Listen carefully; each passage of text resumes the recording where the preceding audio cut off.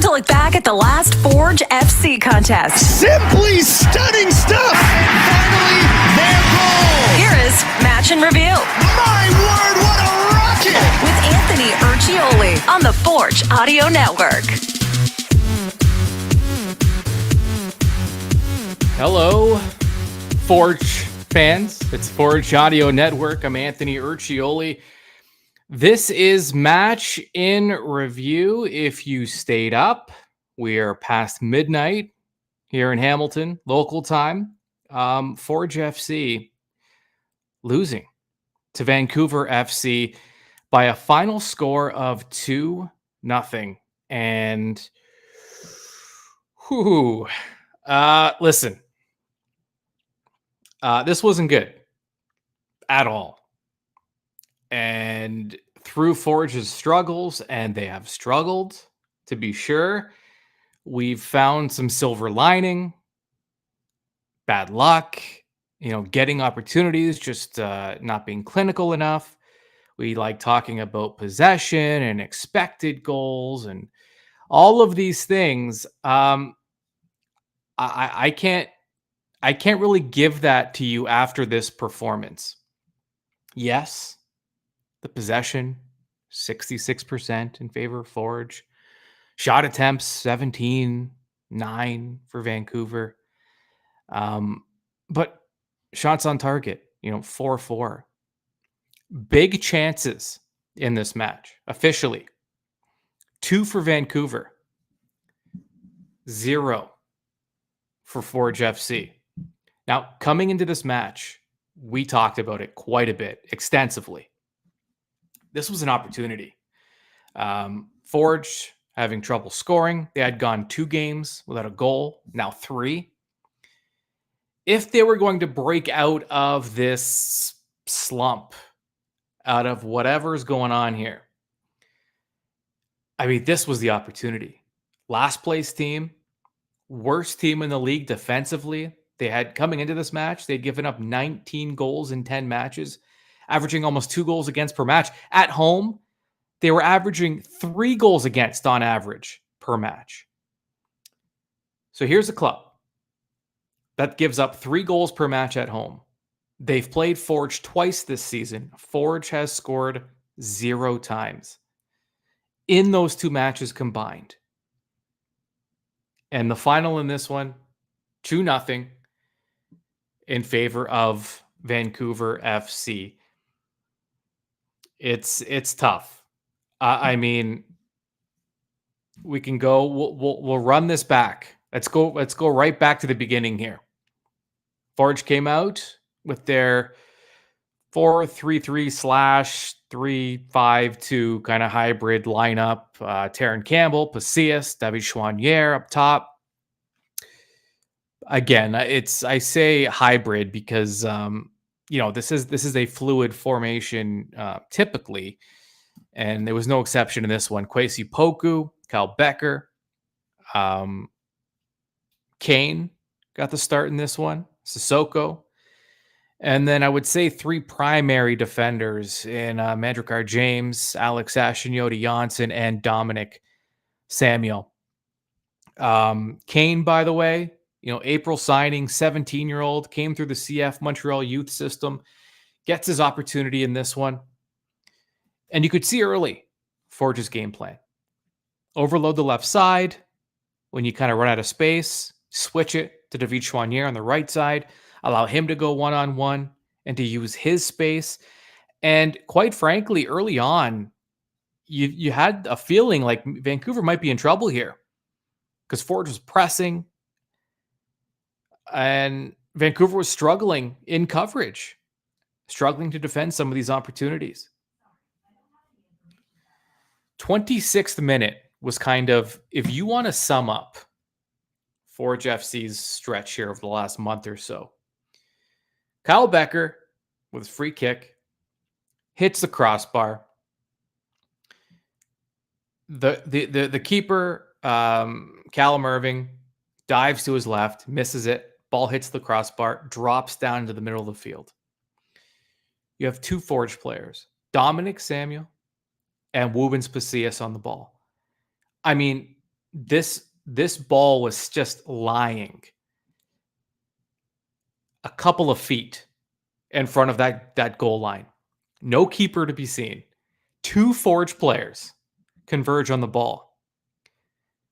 They get there at the same time, essentially, collide a little bit, and neither of them get to the ball. The ball just kind of bounces off of both of them as they're both charging toward it.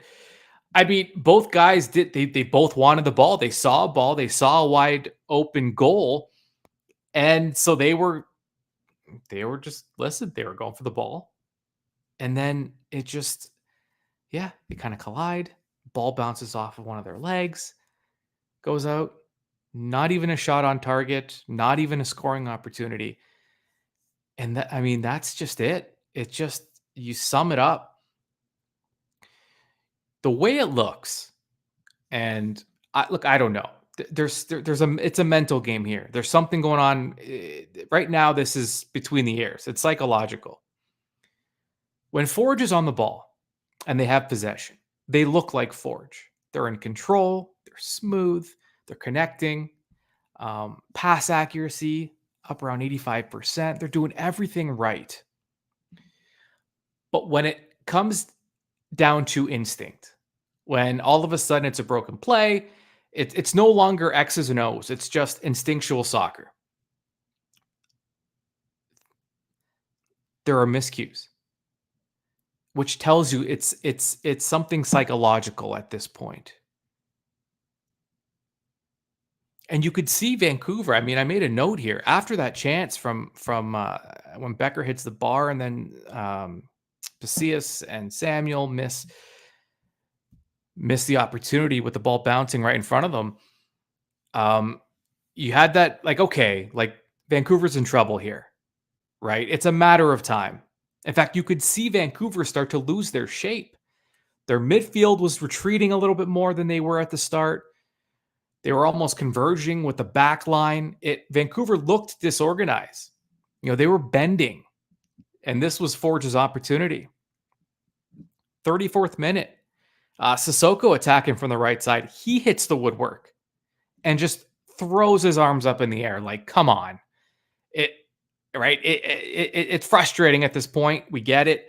And the players are feeling it. That's obvious at this point. A minute later, right after the Becker, Pacius, Samuel chance, right after Sissoko hits the woodwork, 1 minute later, Vancouver scores. Really, Forge was just beaten up field. And Dominic Samuel slips, and it's 16-year-old TJ Tahid scoring his first ever goal. Vancouver's up 1-0. At home, a place they hadn't won yet. And this is where it's a mental game. This is where it's psychological. Everything that could have gone wrong to this point did. And Forge is trailing by the 35th minute. At this point, Vancouver had 37% possession, but shots on target at this point were 2-1 in favor of Vancouver. So the hinges came off the door just a few minutes after that opener. Because in the 39th minute, another complete disaster defensively. Kane tries to go back to Urciuoli Janssen. There's a miscue. The pass wasn't accurate. And Vancouver's off to the races. Sent in all alone. And they go up 2-0. And that's it. You're heading into the 40th minute now. Down 2-0. Hit the woodwork a few times already. And Forge goes into halftime with a massive deficit at this point. They've gone 2.5 matches without scoring a goal. The stats at halftime, Forge, 63% possession. Shot attempts were 6-6. Shots on target, though, 4-2 in favor of Vancouver. Just way more efficient. Expected goals at halftime. Despite that possession at 63% in favor of Forge. Expected goals, 1.54 for Vancouver, 0.38 for Forge. the big chances halfway through this match, 2-0 in favor of Vancouver. And that's how those would end, by the way, the big chances. So now Forge did make some changes in that second half. Borges came in for Pacius. Malcolm Duncan came in for Sissoko in the 46th minute. Actually, right to begin the half, those switches were made. A few minutes after that, Taron Campbell, the free header in the area, misses the target, and then more switches. And this half just, this was as frustrating a half as you could imagine. The club's already down 2. You could tell they're pressing. You could tell just things are not, it is just not their night once again. By the 64th minute, we're making more changes. Jensen comes on for David Chouanier. A few minutes after that, Hamilton comes on for Taron Campbell. And the final switch was made in the 76th minute. It was Poku coming off and Malik Alawabi-Bellewu going on. But end of the day, it did not matter because the result was a 2-0 loss in favor of Forge. Now, listen, there's no way, even if I tried, I could not sugarcoat this. It was a disaster. It was. The result was a disaster. The performance had some positives, but at the end of the day, I don't know. I mean, it's been a recurring theme over the last few weeks, and quite frankly, we can't keep looking at possession and using it as some major indicator when the results just aren't there, not consistently anyway, and certainly not recently. By the way, the starting 11 for Vancouver in this one, I should mention their best player. Really, their only positive this season before this match. This might be the highlight of their season. Actually, it is this win against Forge. First ever win at home. They started the lineup without Hundal, who was their best player. He didn't even start. He didn't even come into like the 64th minute or something. So their best player wasn't even on the field for the first 64 minutes, and he's been just a revelation for them this season. But the average age of their starting lineup, Vancouver's 21.9 years old. Full credit to Vancouver FC. Sometimes you do have to give a little bit of due to your opponent. And in this one, yes, they were fortunate after, some Forge miscues. But I mean, they kept their head in the game and they shut things down. I mean, they parked the bus and they won 2-0. So if you're Forge FC now, I mean, where do you go? We'll look at the updated table. Forge still in third place, but they're in a danger zone. They played more matches than anybody, and there are 4 clubs behind them that have played 2 less matches and are only a few points back. So, Calvary's in 4th. They're 4 points back. Valor's tied for 4th. They're 4 points back. Halifax also 4 points back. But again, all 3 of those clubs have 2 matches in hand on Forge. And you look at this stretch, it's the last 5 matches for Forge, 4 losses, 1 draw. 11 goals this season in 12 matches. So they're under a goal per match.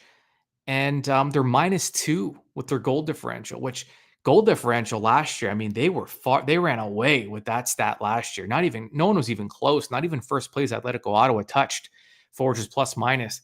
But Forge is -2, 12 matches into the season. We're only a couple matches away from the midway point. Still plenty left. The nice thing about a small league in terms of total number of teams, as you do play the teams you're chasing and the teams that are behind you, you're playing them, constantly. So it's not going to be that easy for these clubs to make up those games in hand because they will also have to beat Forge in the process. But Forge now they have a week.